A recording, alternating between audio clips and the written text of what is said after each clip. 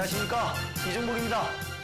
네, 오늘 트리플 리칭데이 종합지수가 막판에 큰 폭으로 상승하면서 역사적인 신고가를 갈아치웠습니다. 여러분들과 함께 종가상 신고가간 오늘 배워야 산다를 하는 이 기분 상당히 좋습니다. 자, 오늘은 지난번 시간에는 여러분들이 N자형 매매에 관해서 설명을 드렸습니다. 오늘은 N자형의 그 응용편이라고 해야 되겠죠. 돌파형입니다.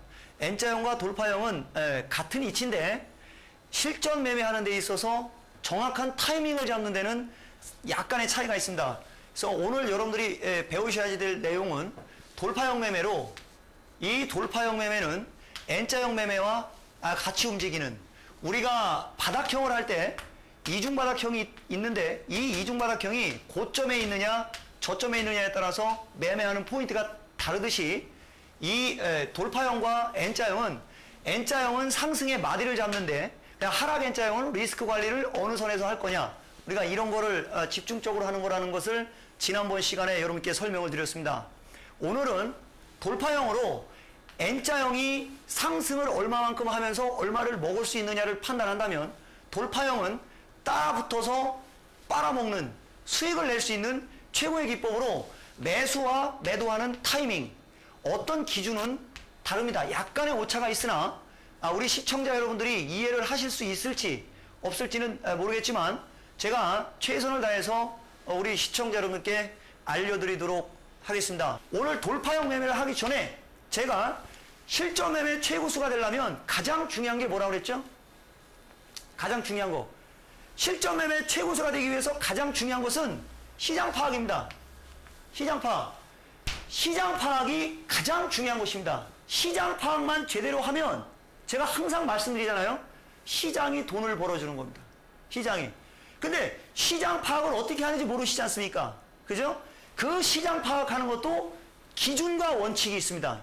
제가 언젠가는 여러분들께 시장 파악에 관해서 한 말씀을 드리겠는데, 지금은 초급, 중급 수준의 실전 매매 최고 수익을 강의를 하기 때문에 제가 시장 파악하는 방법은 나중에 말씀을 드리고, 여러분들께 마디 분석과 비율 분석 정도 해드린 걸로만 여러분들이 시장만 접근해도 충분히 살아남으실 수 있다.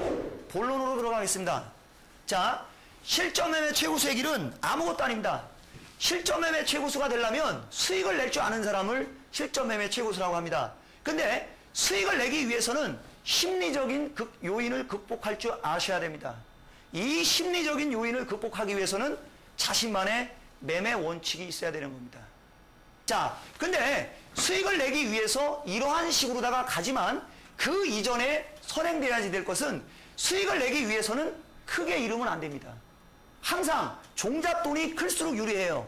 자, 1억 갖고 100%면은 1억인데 5천만 원 갖고 100%면은 5천만 원밖에 안 되죠. 그렇기 때문에 수익을 낼 수 있으려면 크게 잃지 않는 것이 중요한 것이죠. 그죠? 크게 잃지 않기 위해서는 우리가 타이밍을 잡는 기초 분석을 하는 겁니다. 기초 분석을 할 때 제일 중요한 것은 매매의 타이밍을 잡는 것이 기초 분석의 핵심 키포인트 아닙니까? 근데 그 기초 분석이 매매의 타이밍을 잡는 것이 핵심 키포인트지만, 그거보다도 먼저 더 멋있는 게 있습니다. 바로 손절매라는 거. 기초 분석을 하는 것은 매수 타이밍, 매매의 타이밍을 잡기 위해서 하는 것도 있지만, 자기 자신이 덜 깨지기 위해서 손절매 타이밍을 잡는 데 활용하는 그런 겁니다. 기본적 분석하는 분들은 손절매 타이밍을 모르죠. 왜? 기본적 분석이 뭡니까? 내재 가치를 평가해서 저평가된 주식 대충 사서 바이앤홀딩하고 끝까지 가는 거 아닙니까? 그죠? 근데 기본적 분석에 의해서 저평가된 주식을 사요. 일반인 투자자분들이. 그거 안 가고 옆에 있는 주식 날라가면 이게 뭐 저평가주냐 하면서 이제 막 난리 나지 않습니까? 그죠? 그리고 도저히 못 참아서, 제가 오늘 온라인 회원 방송할 때도 그런 얘기 했는데, 도저히 못 참아서 던져버리면 그날이 바닥입니다. 그거 던지고 나가니까 오늘 상한가 쳤습니다. KTB 네트워크. 이 얘기하면은 아마 그분 아실 겁니다. KTB 네트워크. 다른 금융주들 올라갈 때 그놈만 고점에서 빠진 다음에 이중바닥형 모양을 만들면서 일주일을 버텼어요. 고점의 이중바닥형. 여러분들 배우신 거 나중에 시간이 되면 어차피 하겠지만 1시간 동안 제가 원 없이 떠드는 시간 아닙니까? 이 시간이죠? 팔고 나가니까 오늘 상한가 칩디다. 그게 바로 일반인 투자자분들의 어떤 습성. 왜 그러느냐? 심리적인 요인을 극복을 못하는 거예요. 자신만의 매매 원칙이 없기 때문에. 증권주 날라갔다 하더라도 일반인들 증권주 요새 크게 올라갔죠. 제대로 먹었습니까? 장중에 단타 위주로 대응한 사람은 이종복이가 봤을 때는 증권주에서 수익 못 냈을 거예요. 그냥 붙잡고 끝까지 버틴 사람만 먹었을 겁니다. 그죠? 어제 여러분들께 제가 2시 40분 타이밍에 대신증권, 그 다음에 메리츠증권, 서울증권 흔들릴 때 실시간으로 그 어마어마하게 흔들리는 그 타이밍에 친절하게 온라인 방송이 이런 것이다라고 하면서 녹화를 떴습니다. 대신증권 사라! 브릿지증권 갖고 있어!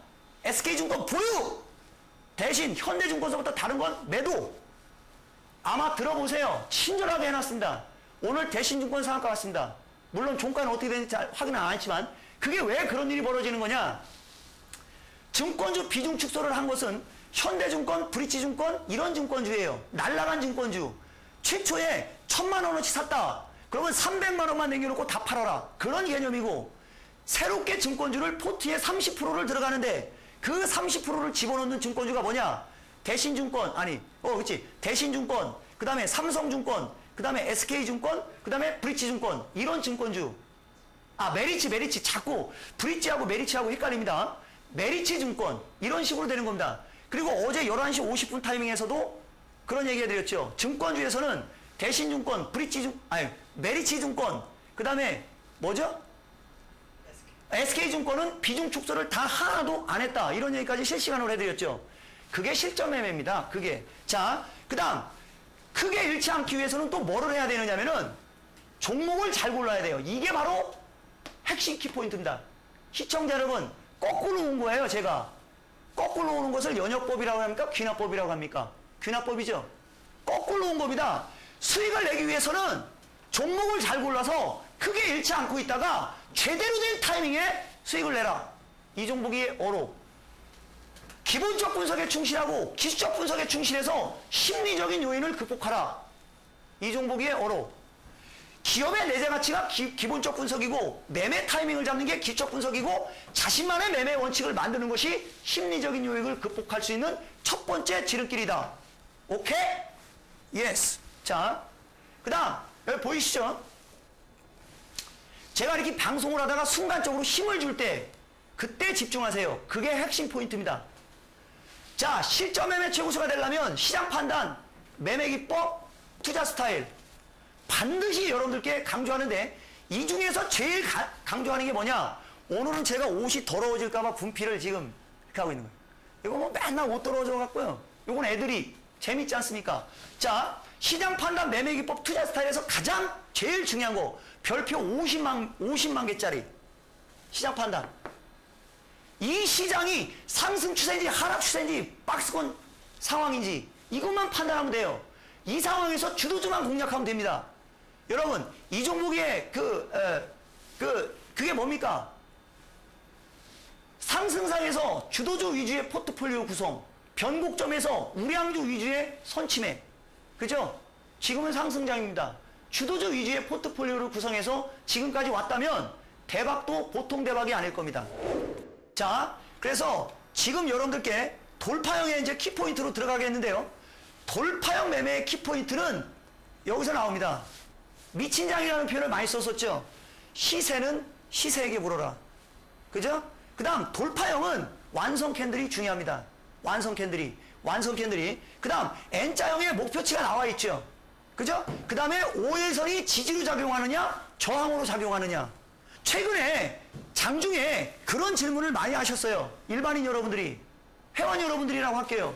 5일선이 깨져서 죽어 내려가는 주식을 단기로 산다고 하더라고요. 그러면 안 돼요, 여러분. 이해하십니까? 5일선이 깨져서 죽어 내려가는 것을 단기로 들어갔다라고 하시더라고요. no. 5일선이 깨져서 죽어 내려오는 주식이 21선이 살아서 우상향 트렌드의 상승 추세라면 그것을 우량주라면 그것을 분할 매수하면서 334 분할 매수. 그죠? 2, 3일 정도 텀을 두고 분할 매수를 한다는 생각으로 수익 위주, 중기 매매 쪽으로 생각해야지 그걸 단기로 들어간다라고 질문을 하신 분들이 많았습니다. 그때마다 저는 카운터 펀치를 날려드렸습니다. 그분들한테. 5일선이 깨져서 내려오는 종목을 단기로 들어가시냐? 안 된다. 바로 여기서 나오는 겁니다. 이 5일선이 지지의 역할을 하느냐 저항의 역할을 하느냐 이해하십니까 여러분? 바로 이겁니다. 그 다음 이탈형은 돌파형과 반대인데 이탈형이라는 건 말 그대로 이제 잠깐 이쪽으로 와서 자 제가 항상 얘기하죠. 올라가고 고점에서 내려왔을 때 이쪽을 넘어가느냐 못 넘어가느냐 그 다음 이쪽으로 내려올 때 작게 내려오느냐 얼마만큼 작게 내려오느냐 그 다음에 지지하고 다시 갈 때 완성 캔들로 넘어가느냐에 따라서 전고점을 넘어가면 새로운 마디 유행어가 됐죠. 전고점을 넘어가면 새로운 마디 그 다음에 저점이 깨지면 하락엔 그죠? 하락엔이죠. 바로 이겁니다. 깨지면 이탈형이 되는 거고 넘어가면 돌파형이 되는데 어떤 식으로 넘어가야 된다고요? 어떤 식으로 깨져야 된다고요? 완성 캔들로. 완성 캔들이라는 것은 일본 기준, 종가 기준이라는 얘기입니다. 그쵸 여러분? 완성 캔들이라는 것은 종가 기준 캔들 그걸 완성 캔들이라고 합니다. 장중에는 상한가 쳤다가 5%로 내려오면 윗꼬리가 긴 영망치가 되죠. 그죠? 또 장중에는 마이너스로 내려가면 시초가가 나오고 마이너스 때는 긴 음봉이 나오지만 얘가 상한가를 치면 이게 음봉이 아니고 꼬리로 바뀌면서 이렇게 돼버리죠. 이렇게. 그죠? 그래서 실전 기법은 종가 기준이 중요한 겁니다. 근데 이 종가에 얘가 갈지 아니면 그대로 하한가로 갈지 이걸 모르니까 배워야 산다. 그죠? 배워야 산다. 어떻게 배워요? 그냥 이렇게. 그쵸 여러분? 예. 자, 그 다음 제가 급소 매수 키포인트를 제가 말씀을 드리도록 하겠습니다만 짧게 하고 가겠습니다. 돌파시 장악형 거래량 첫 상한가는 따라가야 먹는 겁니다. 무슨 얘기냐? 완성 캔들로 종가상 돌파형으로 넘어가는 주식은 따라가야 먹는 거고 상한가로 그것도 첫 상한가로 전고점을 넘어가면 따라가라는 얘기예요. 이걸 보고 우리는 숫자로 얘기할 때 88. 자, 88이라고 하는 겁니다. 숫자가. 그리고 조정시는 거래량이 감소를 해야 되고 이중바닥형이나 영망치형 양봉으로다가 형성이 돼야 됩니다. 반드시. 포즈축이죠. 반드시. 조정시는 거래량이 감소하면서 이중바닥형이나 영망치형 양봉이 나오면서 버텨줘야 됩니다. 그리고 나서 움직일 때 이것도 분필 뽀개지는 거 같고 또 게시판에 뭐 글 쓴 분인데 이거 무엇이에요? 이거 일부러 이렇게 하는 거예요. 일부러 강의에 생동감을 주기 위해서. 그리고 나서 올라갈 때 그것이 진정한 돌파형이 되는 겁니다. 그 다음에 뭐 다른 건 안 하겠습니다. 자, 그 다음 이게 바로 이제 샘플링입니다. 여기 있는 내용들이 샘플링이에요. 이 돌파형이라는 종목을 보시면 여러분들이 보시면 항상 N자형과 같이 움직이죠. 그 다음에 급등주 매도의 키포인트 야인 시대에서 자주 얘기해드리죠. 급등주도 매도의 키포인트가 있습니다. 상한가 치고 올라간 주식이 다음날 시초가가 개파락을 한다. 무조건 매도. 그 다음 상한가를 치더라도 갭상승에 꼬리 달고 상한가가 있어요. 갭꼬리, 갭꼬리, 갭꼬리. 이게 바로 3갭 삽꼬리라고 합니다. 3갭 삽꼬리에 점 상한가 4방 가요. 그러니까 갭상승 3개로 상한가를 말아준 주식이 거래량 첫 번째에서죠. 첫 번째에서 거래량 대량 거래 터뜨리고 계속해서 거래량을 감소시키면서 3갭을 가면 그 다음부터는 점 상한가로 가는데 대부분 4방 갑니다. 3, 4예요. 꼬리 3, 점 4. 제가 가끔 그런 얘기 하거든요. 급등주 강의해 줄 때 꼬리 3.4. 그 다음 꼬리 3.4 다음에 제일 많이 나오는 패턴이 T자입니다. T자. T자. T자와 웨이브. 이 웨이브는 음의 웨이브가 나오면서 또다시 대량 거래가 터집니다. 이 대량 거래가 터지고 난 다음 날은 반드시 시초가가 약하게 나와야 돼요. 그리고 나서 다시 말아줄 때는 9시 30분 이전. 안 그러면 죽어요. 왜 죽죠? 밑에서 이렇게 어마어마하게 급등을 했기 때문에 가장 빠른 시간 내에 안 움직이면 어떻게 되죠? 폭탄이 떨어져요. 핵폭탄이 떨어집니다. 그래서 순간적으로 하한가로 내리꽂히는 거예요. 이런 급등주들이. 급등주도 매매하는 방법이 있습니다, 여러분. 자, 이제 이거 하나 봅시다. 여기 제가 이렇게 보여드릴 게 있는데 이겁니다. 여기가 전체적으로 이제 일반인들이 다 아는 종목들이죠. 일반인 분들이 다 아는 종목입니다. 하나 속하면 오늘 마이너스 났습니다. 왜 하나 속하면 마이너스 났겠습니까? 이미 N자형의 목표치까지 올라와 있고 얘는 남들 빠질 때 먼저 올라왔어요. 그러니 당연히 안 올라가요. 근데 오늘 현대제철이 급등을 했어요. 왜 그랬겠습니까? 이쪽이 여기가 내수 그 다음에 여기가 이제 화학, 그다음 여기가 뭐 제약, 여기가 이제 철강 이렇게 됩니다. 오늘 내수주에서 두산이 상한가 들어갔습니다. 농심, 신세계부터 아무거나 샀으면 다 먹었을 거예요. 그죠? 이게 시장 파악이에요. 그러니까 여기 유화주들 오늘 LG화학 8%까지 올라갔습니다. 대단하죠? 효성, 한화 날라가 있죠? 그 다음 제약주들은 시세가 좀 펄었습니다. 왜 그렇겠습니까? 얘네들 먼저 올라왔잖아요. 그죠? 그동안 왕따주로 취급당하면서 알게 모르게 무지하게 많이 올라와 있습니다. 그러니 당연히 안 올라가죠. 근데 철강조선 보세요. 장난 아니죠? 그죠 여러분? 그 다음 조선, 전기전자, 유통, 건설, 금융, 그 다음 여기가 증권 이렇게 나옵니다. 보세요 여러분. 소외받았던 종목들이 상당히 강하고 전기전자에서는 또 삼성 SDI만 마이너스 났습니다. 왜 그렇습니까? 얘는 최근 며칠 동안 많이 올라왔죠. 그죠? 그리고 소외받았던 종목들 폭등하죠. 그 다음에 건설주 마찬가지고 건설주에서는 역시 GS건설, 그 다음에 현대건설 이런 종목들이 왕꽝입니다. 대우건설. 그 다음에 증권주에서는 대신증권, 메리츠증권, SK증권들과 다른 증권주의 추세를 비교해 보십시오. 시청자 여러분, 결론은 지금도 마찬가지 결론입니다. 그동안 상승폭이 과했던 종목들은 비중을 축소하면서 그동안 고점에서 하락 조정이 많이 받았던 조선철강, 기계, 유화, 보험주 무지하게 많이 올라갔는데 저는 보험주는 숨기고 있습니다. 나중에 히든카드입니다. 오늘 여러분께 많은 말씀을 드렸는데 진정으로 전문가들이 저뿐만 아니라 다른 전문가도 마찬가지입니다. 무슨 얘기를 하는지 그 뜻을 파악하시기 바랍니다.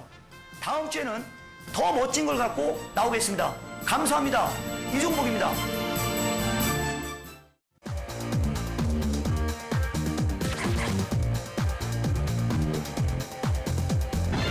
수익을 내려면 배워야 산다. 초보가 고수되는 지름길 여기에 있습니다. 배워야